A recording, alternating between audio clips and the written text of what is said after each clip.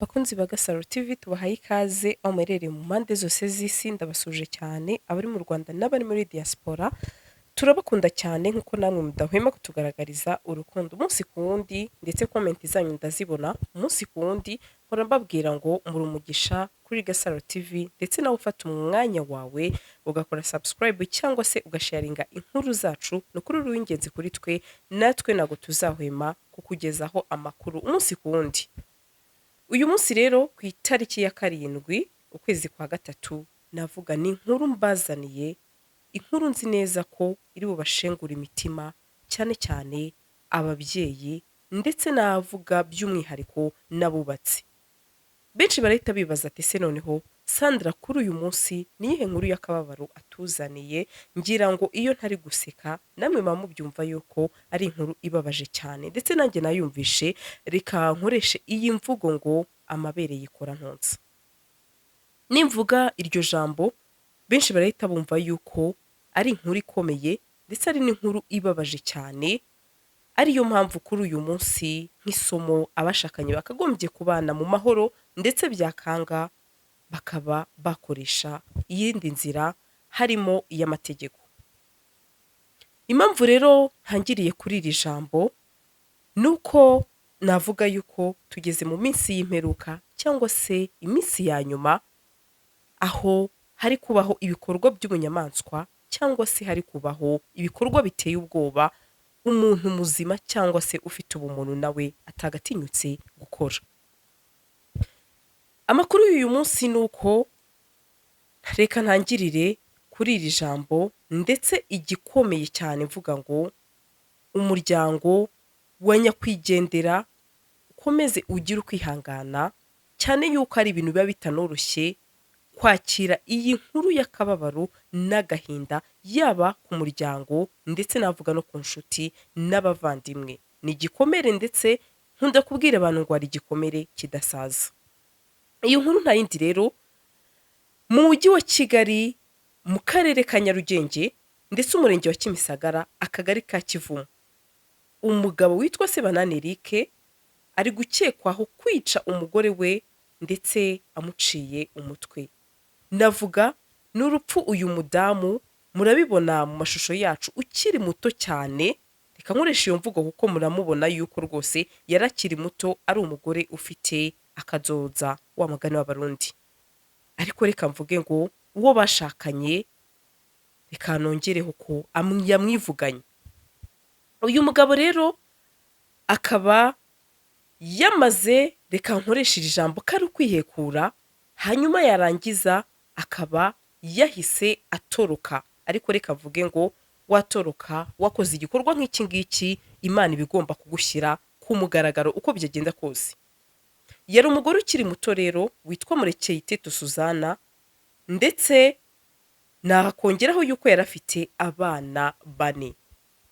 Amakuru ya hafi rero navuga naganiriye n'inshuti z'uyu muryango bamwe bambwiye bati uno muryango wahoragamo amakimbirane umunsi ku wundi ndetse bahoraga barwana ibihe byose atariko tukagira ngo ni bya bindi by'abashakanye uyu munsi bigatuza ariko nyuma y'icyumweru bikongera nyuma y'ukwezi induru zikongera zikaba nyinshi cyane tuzi yuko nyine ari bibaho mu miryango atariko nyuma icyaje kudutera ubwoba nuko uyu mugabo yaje kubwira uyu mugore we ari we Suzane uti nzakwica. Hanyuma nagiye mbona bamwe bahafi y'uyu muryango bavuga bati burya iyo umuntu akubwiye ngo nzakwica ujye uhunga ntibikabe nka kwa kundi benshi bavuga ngo niko zubakwa niko bigenda cyangwa se reka ndeke kuva mu bana ati kuko ushobora kwanga kuva mu bana warangiza ukahasiga ubuzima nk'uyu nyakwigendera ndetse wari warabwiwe iryo jambo yuko azicwa ndetse bikarangira umugambi mubisha w'uyu mugabo awugezeho akica uwo bashakanye. Navuga ko ari igikorwa cy'ubunyamaswa ndetse kugeza n'uyu munsi n'aka kanya ndi kubabwira iyi nkuru benshi ntago babyakiriye aho inshuti za hafi z'uyu muryango bamwe muri bo bamaze no kuba batabyiyumvisha aho umwe ambwiye ati njyewe ntago ndiyumvisha yuko Suzana nkurikije uko nari muzi ashobora kuba yatashye nagize ihungabana riteye ubwoba ndetse ihungabana rikabije. ndetse aho yavuze ati ni umugore wakundaga urugo rwe ariko icyaduteye ubwoba natwe tucyumva yuko uyu mugabo avuga ko azamwica nuko atahunze. Nagerageje kuba namubaza amakuru cyangwa se intandaro yo kuba uyu mugabo yafata iki cyemezo cyo kuba yakihekura cyangwa se cyo kuba yakica umugore wamubyariye, babanye umunsi ku wundi, bararanye, basangiye akabisi ndetse n'agahiye.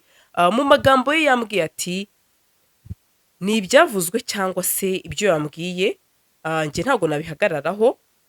Yambwiye ati icyo numvishije cyo nuko uyu mugore ashobora kuba hari umwana yari yarabyaye, hanyuma yamara kumubyara umugabo akamubwira ko uwo mwana atari uwe, amakimbirane akaba yarahereye aho ngaho, umunsi ku wundi haza intonganya ati uyu mwana ntago ari uwanjye, uyu mwana ni uwo hanze, ndetse bikaviramo amakimbirane akomeye muri uyu muryango.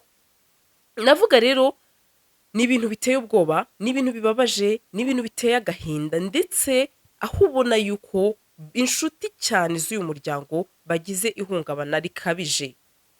Aba bombi rero bakoreraga mu mujyi wa Kigali ndetse mu nzu ya City Tower. Aha niho bari bafite inzu itunganya inzara, ndetse aho benshi bari bazi ino saro y'aba bombi, ndetse n'iduka ricuruza ibikoresho byifashishwa mu masaro atunganya inzara. Ndetse iki gikorwa kibi cyane giteye n'ubwoba bikaba byabaye muri iri joro rikeye tariki ya 6 zishyira itariki ya 7, aho natangiye mbabwira ngo uyu mugabo yahise atoroka, ariko reka mvuge ngo n'ubundi kugeza kuri uyu munsi polisi ikaba ikiri mu iperereza. Ngira ngo rero murabona amafoto bagiye bayashyira hanze, aho umwe muri aba cyangwa se inshuti yabo yanditse ati ibi biteye ubwoba ndetse ntago ndabyumvisha. Ndarangije postinga ifoto y'uyu mugabo n'uyu mugore, aho ubona rwose bari bameranye neza muri ibi bihe, ubona ko umugore afite akamwenyu. Arangije arandika ati uwo wizeye niwo yari yashatse kwandika, niwe uguhemukiye, ashyiraho amarira menshi.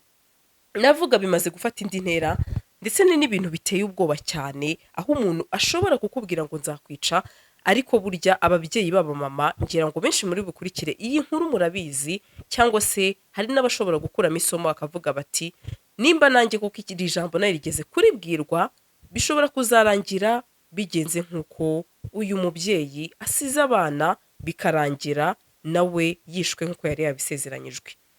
Reka mvuge ngo ni igikorwa cy'ubugwari, ni igikorwa giteye ubwoba, ni igikorwa kigayitse, ndetse ni n'igikorwa cy'ubunyamaswa cyane, aho ushobora gufata umubyeyi wakubyariye abana warangiza ukamwica, ndetse ukamwica urupfu rwagashinyaguro umukase umutwe.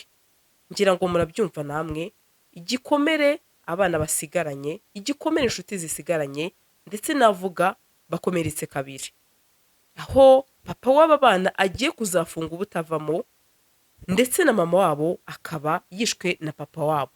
Nababwira ngo ni igikomere giteye ubwoba, ndetse reka mvuge ngo aba bana n'ukuri nibakomere, nongereho ko Imana ari mama w'imfubyi ndetse n'abapfakazi. Reka mvuge ngo ni ukuba imfubyi kandi atari uko byagakwiye, ahubwo ari umutima mubi cyangwa se ubunyamaswa bwateye mu bantu.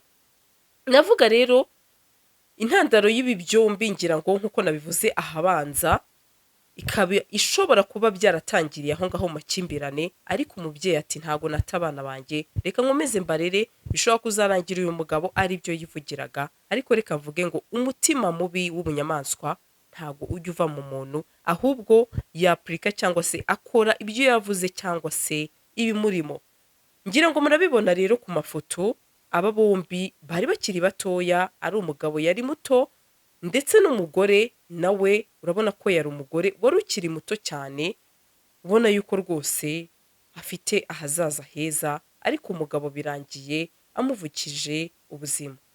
Nukuri nimukomere, mwihangane, aho umuryango w'uwa nyakwigendera Suzana, nukuri Imana ibatabare kandi basange bahumurize, ndetse n'abana basigaye ari inshuti, ndetse nakongeraho yuko nanone n'igikomere ku muryango w'uwishe kuko nimba ufashe umugore